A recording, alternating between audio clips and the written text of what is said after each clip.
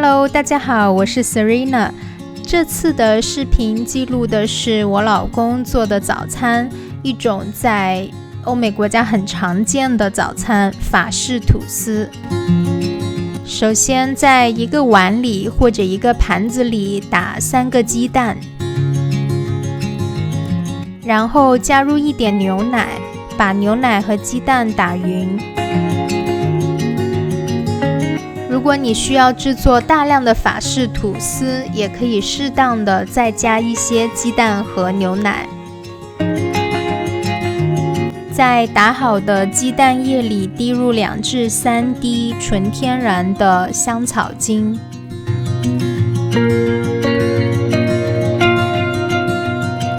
然后再稍微的搅拌一下鸡蛋液，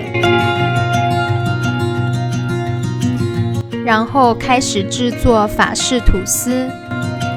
在平底锅中加入一点黄油，开中火，然后将吐司浸泡在鸡蛋液中，再放入平底锅中加热，在吐司上面撒一些研磨好的肉桂粉，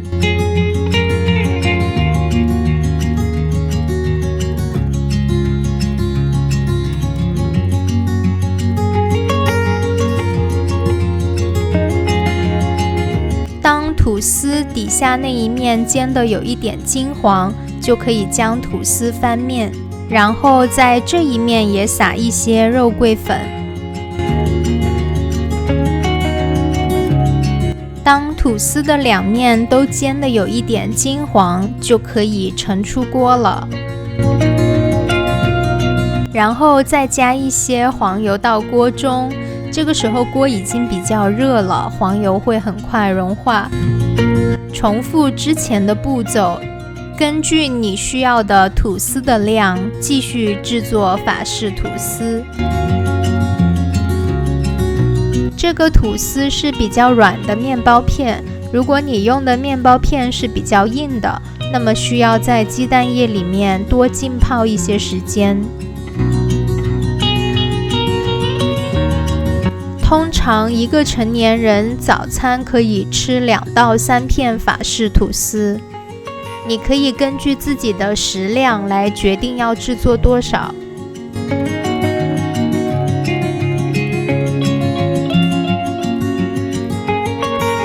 最后剩下的一点鸡蛋液也不要浪费，可以倒到锅中加热。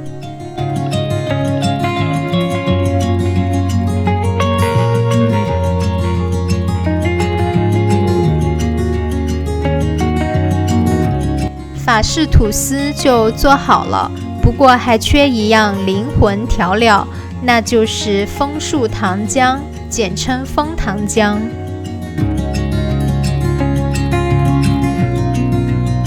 吃法式吐司之前，可以在盘子里倒一些枫糖浆，这是我们在超市买的有机的枫糖浆，上面画了很多枫叶，枫叶之国加拿大就盛产这种枫糖浆。